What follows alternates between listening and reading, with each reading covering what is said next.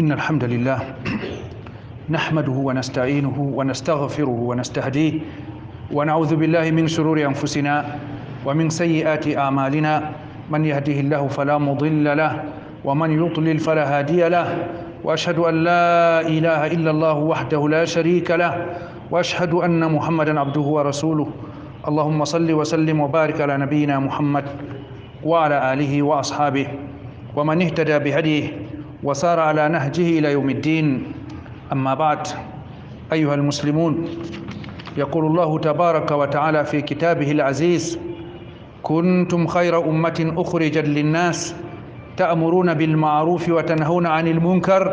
وتؤمنون بالله. تدري بجلبة التي ويها دفتر ما كتدند ولونا صحاب إن النبي جماعة صلى الله عليه وسلم كم بمن بنويتي أران إن تبي بنيل السلامة كم بمن بنويتي بالتي تدينيري بييغو النبي جو بينانغو هماكو بدارو داغو بيماكو هايوتينا نيلال نغال sacrifice kala ko mari fu, sacrifice hunde mum, sacrifice wakkati mum, sacrifice yonki mum, wakkatiji goɗɗi. kamɓe man ɓen Allah wanginan darja maɓɓe, hollanɓe no ɓe poti. wiyata kuntum khayra ummatin ukhrijat linnas, onon man ɓe on laatake onon wiyete ɓurdanɓe ummatore wurtinanande ɓiɓɓe adama, ɓurdanɓe jam'are wurtinanande ɓiɓɓe adama, na wurtinanande ummatore nde. Sahabu en ɓe gonayi kamɓe wiyete ɓurdanɓe ha ummatore, nama Allah tindiniriɓe ɓe kamɓe wiyete ɓurdanɓe ummatoje lesdi pat, kamɓe wiyete ummatore wurtinande ha caka ummatoje lesdi fuu, dow kayre man nde ɓurdan ummatoje lesdi man fuu. E nden darja ka ɓe jottoraki ka mere, innama ɓe jottoraki ka be sifaji be gonɗuki ɗum Allah andi ha maɓɓe, yoofi sifawol ngol dow maɓɓe. kala goto nder ummatore fuu hidde ko sifa bolwanaka ha aya ɗo gonɗa ha mum kam, sey to arti gonɗi ha maɓɓe. kuntum khayra ummatin ukhrijat linnas, Allah wi onon man ɓe on laatake onon wiyete ɓurdunde ummatore wurtinanande ɓiɓɓe adama, na wurtinanande ummatore Muhammad, wurtinanande ɓiɓɓe adama fuu onon wiyete ummatore ɓurdunde. E nden ɗum mantore gonɗunde ngam mbiɗo nde ɗum Allah ceniɗo, e ɗum mantore bo ɓurande mawnugo ngam ɗum waɗugo ɓe kamɓe man ɓen wiyete ɓaawo annabo en Allah, kamɓe man ɓen marata ha martaba ɗiɗaɓa. ɗum mantore bo ɓurande mawnugo ngam ko wi'aman ɗo janguɗo tariha maɓɓe, giiɗo no ɓe kuudi be dina man, no ɓe kuwani dina man, noyi ɓe ngaadi be annabijo sallallahu alayhi wa sallama, tawan sifa man ɗo non ka woni ha maɓɓe. derɗiraɓe, yani nder masibo ɓi adama julɗo mo aslino janguɗo gaɗanɗo dawa, mo aslino kuugal maako kam o sukloro be huucitingo julɓe famtina ɓe dina maɓɓe, be hawtugo julɓe be Allah ceniɗo, be wanginango julɓe kaɓɓe ɗe silama mawɗe, dewitirle lattiɗe mawɗe, gikkuuji lattiɗi towɗi, hawtugo julɓe be histoire mum be ummatore muɗum. E to woodi ɓe o lornata dow muɗum bo o lorna dow konne en silama, ɓen kam aranma ɗum konne en laaɓɓe giɗi ha jaf o silama man ha bonna ɗum, ɗum wiyete kuugal da'iya. amma to ñande warti nder kuugal da'iya kadi bo lenjitittoɓe ha silama man ɓen, lenjitittoɓe ha alqur'an, lenjitittoɓe ha annabijo Muhammad, kamɓe man ɓen ɗum larura sey o daro kadi bo o lorna, ngam kamɓe man ɓen ɓe garti ɓe giɗi ɓe pusa silama man, ɓe giɗi ɓe kaɓa be silama man, ɓe ɗon lencito ha annabijo Muhammad amma ɓe bangina konnago sahabo en maako, ɓe ɗon lencito ha annabijo Muhammad amma ɓe kaɓan be sunna maako, ɓe ɗon lencito ha annabijo Muhammad amma konguɗi maako ngala qima ha maɓɓe, kuuɗe maako ngala qima ha maɓɓe, na ngala qima tan ma,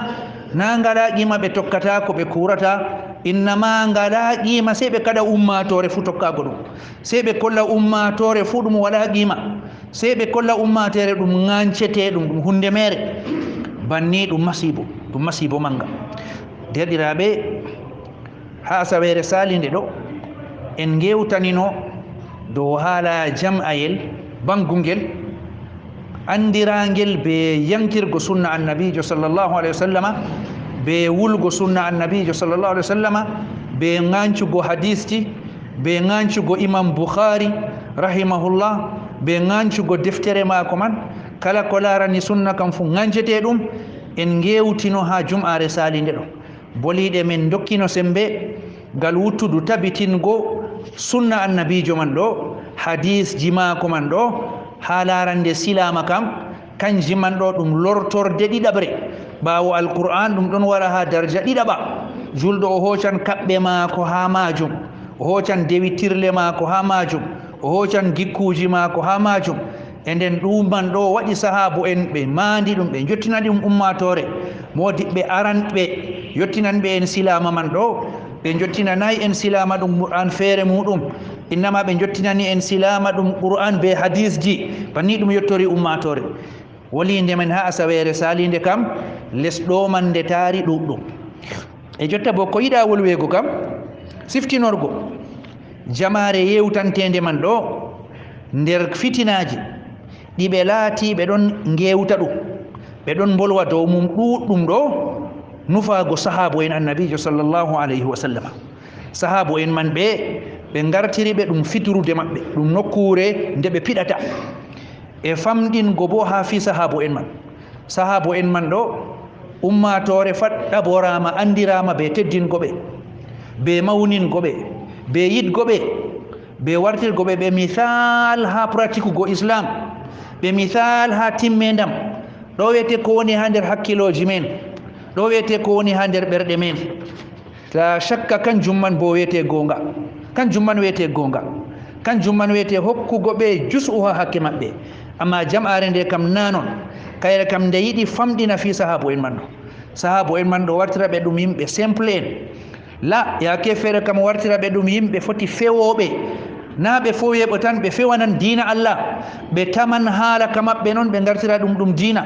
ɓe mbi'anan annabijo ko wi'ayi noon ɓe mbiya annabijo biɗo kadi yimɓe ɓe dina mum yetti ha dokka yonkiji muɗum jarnira silama be ƴiƴamji muɗum ɓeni ɓe jippo ɗo ha ɓe garta ɓe pewanan annabijo ɓe garta kamɓe ɓenni silama man ɗo warta ɗum ƴakkuri noon ɓe daroto ɓe pewana annabijo ɓe mbi'ana ɗum ɓe kaso ɓe bolwa ko ɓe giɗi fuu dow inde dina la shakka ɗum haala latti ka dayinidirka masine be fandare e ngam man kadi derɗiraɓe amma ɗum laatake ɗum kugal yeɓre majum habgo musɓa ha maɓɓe e noon man musɓugo man bo haaje man ɗo ngam ha musɓa ko ɓe ndondi ɗum ɓe giɗa kanjum man wiyete sunna kanjum man wiyete hadisji annabijo sallllahu alayhi wa sallam ɗi nde kamɓe ɓen wiyete filluye no tokkori pat sey ragare man kam sahabojo fuɗɗa yettago ha annabojo nden kamɓe giɗi ɓe gibbina sahabo en man ɓe gartira ɓe mere to ɓe mbi'en ta kutinire hadis ko waɗita min kutinira na sahabo en man ma ɓe mere ko ɓe jottaki jaɓanego kamɓe man ɗo be buuɗaji ha luuɓe men ɗo fu fotan be sippoɓe ha luuɓe meɗen kunotoɓe dow pewe noynoɗo pat ɓe potan e noyi gam ɓe mbi annabijo wi jaɓon haala man ha to kanjum man yiɗa yettego gam majum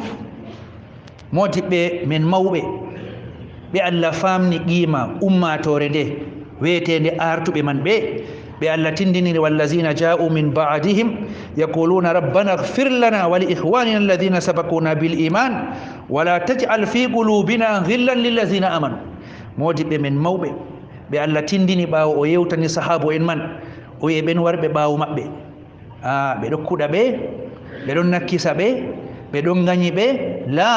yaquluna rabbana ighfir lana ɓe mbiya Allah mi yafamin wa li ikhwanina alladhina sabaquna bil iman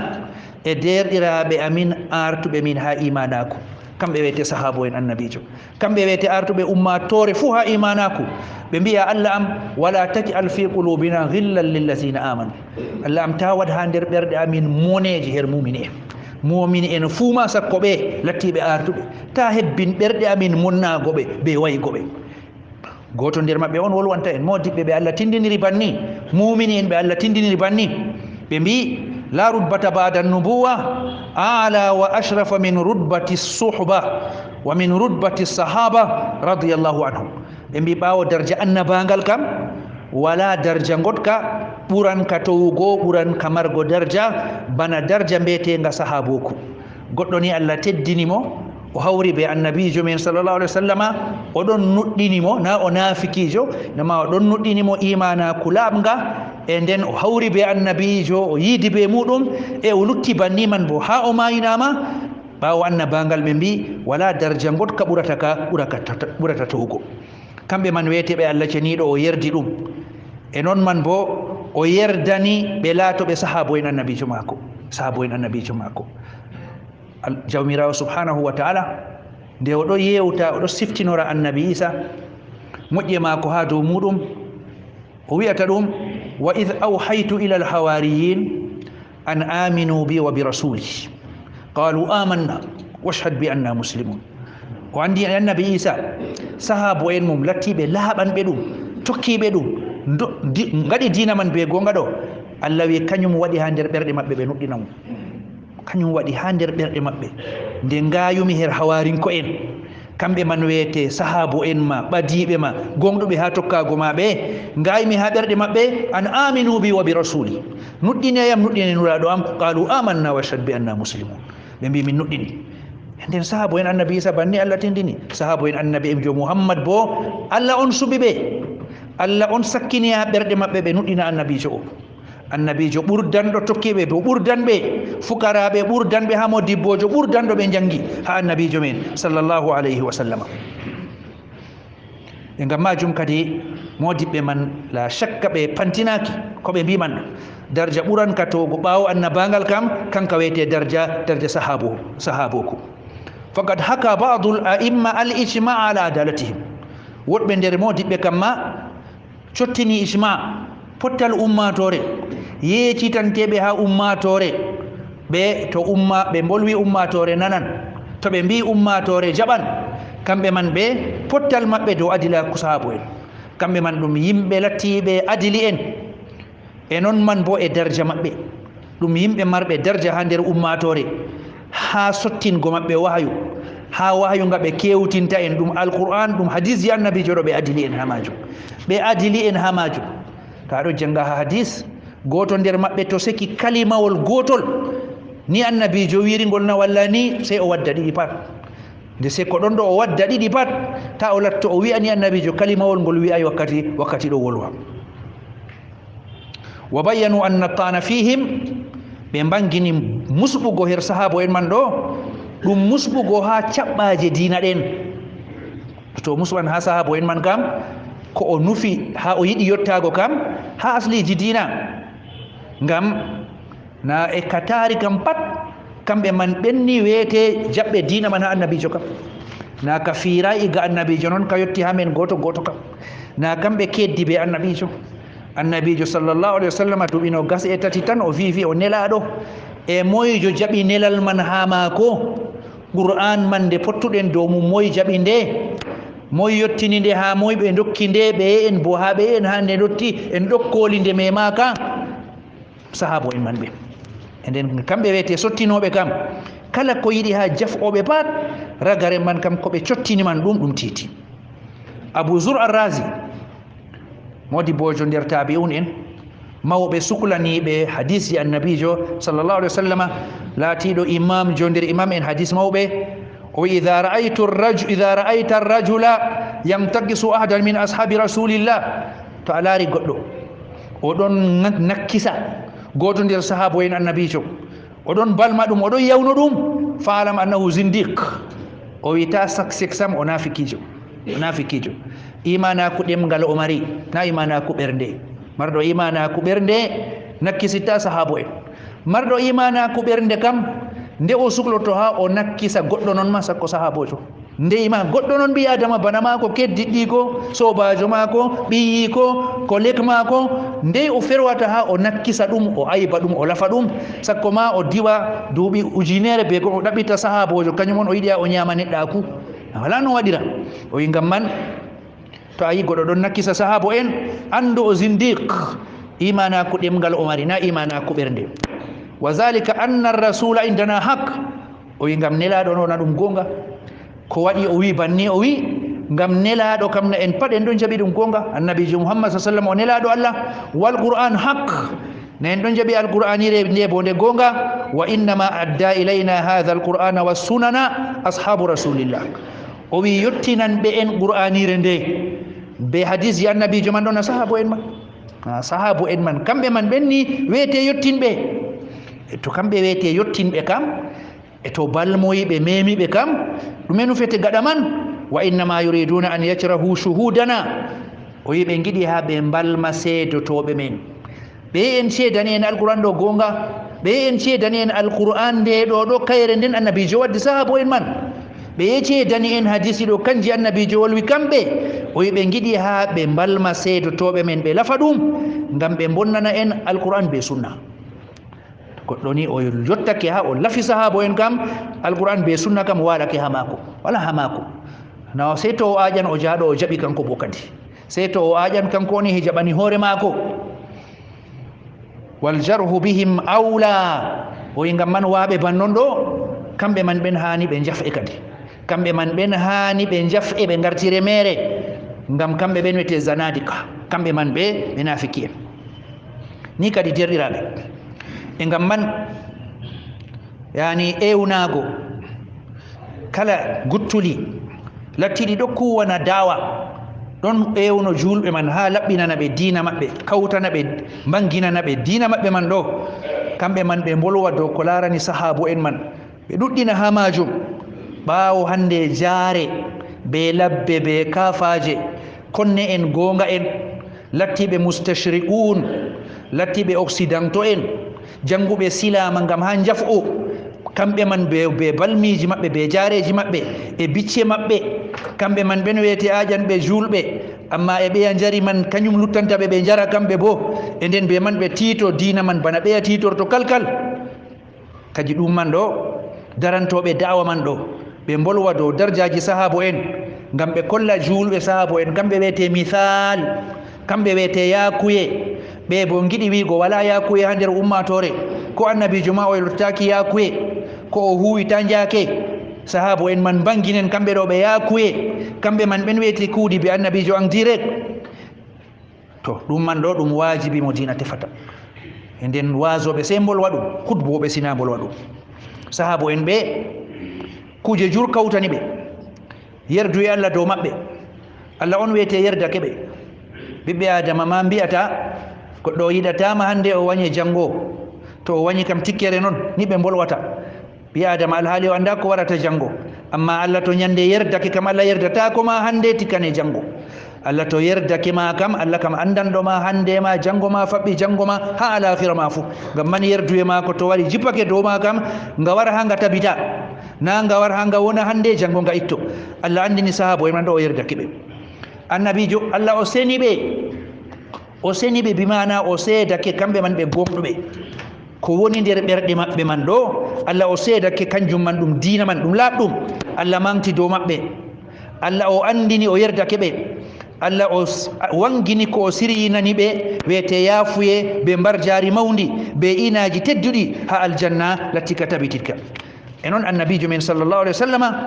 kanko bo o wolwi dow yiɗgo maako sahabo en dole o yiɗa ɓe kamɓe darodi be maako kamɓe jari kala bone silama ɗo pat be maako nder maɓɓe mbaraɓe nder maɓɓe ɓe ballinta tabaje dow biɓɓe mum cakanange nder maɓɓe nangaɓe garti dangay en ha lesɗe goɗɗe nder maɓɓe egguɓe acci calaje mum acci gure mum dilli acci jawle mum dilli babal gongal dole annabijo yiɗa ɓe annabijo o wolwi dow ko larani o yiɗi ɓe e noon man bo e matugo won heɓgoɓe man ɗo ɗum sa'a ha maako e noon man bo o wolwi ɗuɗɗum ha nder ɓuure maɓɓe e ngam man kadi en kocan seeɗa nder ko modi bojo mawɗo beeti alkhatibul bagdadi allah hinnomo ko o wi adilaku sahabo en ɗo ɗum ɗon tabiti ɗum ɗon anda ngam allah on addili ɓe kañum on seedani ɓe adili en kanko on seedi senago maɓɓe kanko on andini o suɓi ɓe ha nasi alqur'an maako nder majum allah ceniɗo o wi kuntum hayra ummatin ukhrijat linnas aya ka puɗɗirɗen on laatake onon wiyete ɓurdanɓe ummatore wurtinanade ɓiɓɓe adama seedam ko allah ceniɗo allah latti ɗum lesɗum latti ɗum nafikojum latti ɗum pewojum latti ɗum canjojum dina mako pewanojum annabijo mako Allah tindinataɓe kamɓe wiyete ɓurdan ɓe ummatore wurtinanade ɓiɓɓe adama sahabo en man ɓe kamɓe wiyete wolwiranaɓe be aya man ka aran ngam wolinde man ha maɓɓe nde titina e noon Allah wi ha aya gotka wa kazalika ja'alnakum ummatan wasatan banni min gaɗi on ummatore caka ummatoje on lattaki ɗum ummatore ngernande bana ummatore ngernude ha annabi Isa wi o Allah wi o ɓi Allah wi o tataɓo tato on gonayi banni on lattaki bo on ummatore yebotonde bimana rammiɗinande yottatako ha ko Allah yiɗi innama on ɗon ha caka e nden Allah wi ngam lattoɗon on wiyete seedotoɓe dow ɓiɓɓe adama e nden ñalade darngal ceedanoɗon nelaɓe saliɓe ɗo pat ɓe yottinɓe nelaɓe maɓɓe kubaruji man kewtake on nelaɗo bo seedo dow moɗon onon bo ñalade darngal dow onon man on jaɓi nelal mako on kutiniri e noon Allah ceniɗo wi ha aya gotka laqad radiyallahu anil mu'minin Allah o yerdake mumini en id yubayi'unaka tahta ash-shajara wakkati ɓe cappete ha les lekki ɗo ɗum waɗi ha sulhul hudaybiya ha bay'atur ridwan ɓe laatake sahabo en ujunere be goɗɗum e nden annabijo tefriɓe ɓe ngara ɓe cappo mo dow ɓe daroto ɓe kaɓa be mako ko kayotti ha ɓe maaya ɓe pat sina usmanu warta heferɓe nangino usman ɓe ngari ɓe cappi annabijo dow yonkiji maɓɓe ɓe ujunere ɓe goɗɗum ɓe ngari ɓe cappi annabijo ɓe kaɓan habre nde mayigo na habre ha ɓe ngeeɗa Allah ceniɗo yerdi kuugal maɓɓe Allah wi Allah yerdake mumini en ɓe indani ɓe mumini en na ɓe nafiki en Allah indani ɓe mumini en Allah wi wakkati ɓe cappete ha les lekki ɗo fa alima ma fi qulubihim Allah wi o andi ko woni ha nder ɓerɗe maɓɓe cappa man ɗo na ɗum cappa je fewre na ɗum cappa je nafikare innama ɗum cappa je imanaku haqiqinkeku Allah andi ko woni ha nder ɓerɗe maɓɓe fa anzala sakinata alayhim Allah on jippini de'ende muɗum ha dow maɓɓe ɓe ɗon her wakkatiyel miijiningel kulngel ɓe ɗon ha lesdi konnejo limgal maɓɓe pamaru balmi maɓɓe na catuɗi ɓe taraɓe ɓe fuu maɓɓe amma Allah itti kulol ha maɓɓe Allah jippini de'ende ha nder maɓɓe wa asabahum fathan qariban Allah ceniɗo wapi ɓe malla warjori ɓe be maɓɓitidgo makka man maɓɓitidgo makka latti ɗum ɓuran ko ɓe gurtani Allah waɗi ɗum ko ɓe kuwi man ɗo ɗum latto sababu majum herɗo Allah ceniɗo o andini o yerdake ɓe o andini ɓe mumini en o andini o andi ko woni ha nder ɓerɗe maɓɓe ɓawo man goɗɗo waran kadi bo wiya kay kañum bo andi ko woni ha nder ɓerɗe maɓɓe na ɓe gonɗuɓe ɓe nafiki en lutan ɗum ko Allah andi ɗo goɗɗo man fakat o pewowo Allah ceniɗo wi wasabiquna al awwaluna min al muhajirina wal ansar wallazina tabauhum bi ihsan radiyallahu anhum wa radu an Allah wi artuɓe aran en nder muhajirin ko en kamɓe man ɓen wiyete jaɓɓe silama iga makka ɓe ngeɗidi be annabijo her wakkati makka kamɓe man ɓen wakkati ɓe jaɓa silama ɗo wala no nafikare ma waɗa jabgo silama kam to a jaɓini a waɗi hoorema babal risque foti ka kute yonkima foti ka kute tappugo ɓanduma ka kute hunde maɗa ka kute kalluɗum fuu amma wakkati man ɓe jaɓi silama majum wal ansar e ansarin ko en kamɓe wiyete yimɓe madina ɓe annabijo feri tawoy ɗum walladina tabauhum bi ihsan Allah wi e tokkiɓe ɓe be woɗenga a sey ɓe jottake tokkego ɓe jottake tokkego Allah wi e tokkiɓe ɓe tokkiɓe al muhajiruna wal ansar tokkiɓe none sahabo en man ɓe Allah waɗi ɓe jottake tokkego e lattiɗo buuɗare lattiɗo pewowo lattiɗo pewanowo annabijo on Allah wiya kadi bo tokkiɓe ɓe woɗenga on man yottake tokkego ha Allah manta tokkotoɓe ɓe na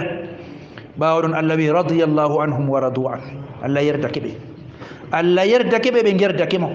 yeɓre nde nder ɓiɓɓe adama heeɓi ɗo yeɓre nde Allah meeɗi wolwango banni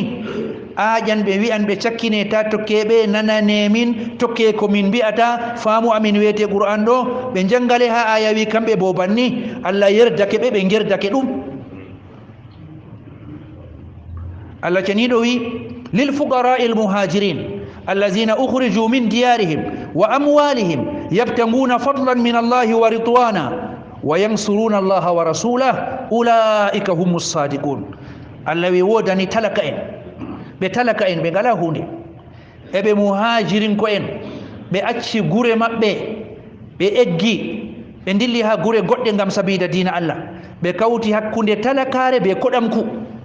talakare ha woni ma hajeji mako o wawata o hebbina ɗum be relation ji mako be gesel mako be kugal mako tampugal be kasama haje mako o wawata o hebbina kadi bo o waɗi hijra o acci wuro mako o eggi o yehi o wartoy o koɗo kadi bo wala mo o andi wala ko o mari ha ton o asri ɗume fu gam sabida dina Allah ceniɗo awi alladhina ukhriju min diyarihim ɗo ɓe gurtina calaje maɓɓe wa amwalihim jawle maɓɓe ɓe gurtina gam ɗume Allah seedani ɓe yabtaguna fadlan min Allah ɓe ɗo tefa moƴƴere Allah ɓe gaɗi ɗum ɗon fuu ɗo gam Allah seedanake ɓe ihlas wa ridwanan ɓe ɗo tefa yerdu e Allah wa yansuruna Allah wa rasulah Allah wi ɓe ɗon balla Allah be nelaɗo muɗum ɓe ɗon balla Allah be nelaɗo muɗum ko mara haaje ha maɓɓe pat to ka mari haaje wakkati maɓɓe ɓe dokka to ka mari haaje hunde maɓɓe lattinde famarde man ɓe ɓiɗɗito ɓe dokka to ka mari haaje yonkiji maɓɓe ɓe dokka Allah wi ulaika humus sadiqun ɓe wiyete gonɗuɓe Allah seedani ɓe gonɗuɓe walladina tabawwa'u ddara wal iman Allah wolwani ansarin ko en kamɓe wiyete jooɗiɓe madina man hawtade bo ɓe nuɗɗinɓe yuhibbuna man hajara ilayhi ɓe ɗon giɗa derɗiraɓe maɓɓe wartuɓe iga makka man ɗo wala yajiduna fi sudurihim hajatan mimma utu ɓe ɓillortako bo to ɓen man woodi ko dokka kamɓe ɓe dokkaka wa yuthiruna ala anfusihim walaw kana bihim hasasa accu non ma kamɓe ha maɓɓe ɓe goni woodi mare maɓɓe goɗɗe kam ɓe moota suuno maɓɓe noon ɓe itta ɓe dokka ɓe yaman ko ɓe giɗi ɗum ɓe dokka ɓe sacrifia ɓe dokka waman yuka shuha nafsihi fa ulaika humul muflihun ɓawɗon Allah ceniɗo e wallazina ja'u min ba'dihim warɓe ɓaawo maɓɓe yaquluna rabbana ighfir lana Allah am yafa min wal ihwanina alladhina sabaquna bil iman derɗiraɓe amin artunoɓe min ha imanaku ɓen bo yafa ɗum wala taj'al fi qulubina ghillan lil ladhina amanu ta wat ɓerɗe amin monnago mumin en ta wat ɗum julɗo o wala haaje ha o monnine sahabo en o wala haaje ha o monnine keddiɗi ko kefeero ma sakko ha mi wolwa ko irtatamo o honno sahabo en annabijo sallllahu alayhi wa sallama imam malik rahimahullah nde goɗɗo nder jafɓoɓe sahabo en wari ha yeeso maako o wiyata ɗum ha mi ƴamele an kam aɗon jotta nder muhajirin ko en na Allah yewtani lil fuqara il muhajirin ɗo nder talaka en muhajirin ko en makkin ko en ɗo nder maɓɓe gonɗa na o wiya kay na nder maɓɓe o yimo waya ɗon nder wallazina tabawwa'u ddara wal imana min qablihim aɗon nder ansarin ko en na yimɓe madina waduɓe zaman be annabijo na o wi kay mi wonayi nder maɓɓe imam malik wi a seedanake hoorema a wonayi nder muhajirin ko en a seedanake hoorema bo a wonayi nder ansarin ko en min bo miɗo seedane a wonayi nder warɓe ɓawoɓe Allah manti wallazina ja'u min ba'dihim yaquluna rabbana ighfir lana wa li ikhwanina alladhina sabaquna bil iman wala taj'al fi qulubina ghillan lil ladzina amanu min bo miɗo seedane a wonayi nder yeɓre tatabre nde a wurtake sulan kam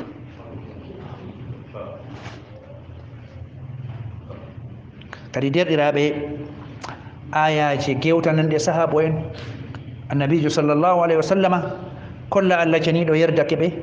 ɓe gerdake ɗum seedano ɓe imanakuji maɓɓe ɗi gonga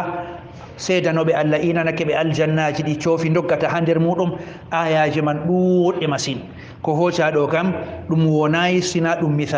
misalu goto kanjum man tanni ɗum he'an julɗo ha o fama darja sahabo en ɗum waɗanan julɗo vaccination ha goɗɗo noon wara ɗo ɓorni costume mum waɗi cravate mum to a yi ɗum sey ƴama o julɗona o kaaɗo kanko man on o wara ha o wiye kay Abou Hurayra ɗo hana kañum kam nanini hana moyna Muaz ɗo kanko kana o yettaki jaɓanego moyna ɓe mbi ɗum dow ni e nden accaɗo pat jaha tokkoɗa haala mako sina to a yiɗa wongo nder yeɓre tatabre nde wallazina ja'u min ba'dihim yaquluna rabbana ighfir lana ko ɓe wofɓe ko Allah wi dokanoɗa ɓe yafuye na ɓe ɓiɓɓe adama foti ɓe wofɓe foti yo gaba boofi maɓɓe yottake ma Allah wi warɓe man ɗo jaha cankita boofi maɓɓe na jaha jaforoɓe ɓe boofi maɓɓe na jaha jaldaɓe ɓe boofi maɓɓe na ko Allah wi kam warɓe ɓawo kam noy gaɗata rabbana ighfir lana Allah ɓe yafa min herɗon ni o siftora o woodi boofi ɓuranɗi maɓɓe ɓawo ɗon ɗume wali ihwanina alladhina sabaquna bil iman yafa deɗiraɓe amin artuɓe men ha imana ko yafa ɓe rokanoɓe yafoyna o wara o tefa boofi maɓɓe ha o sankita ha nder ummatore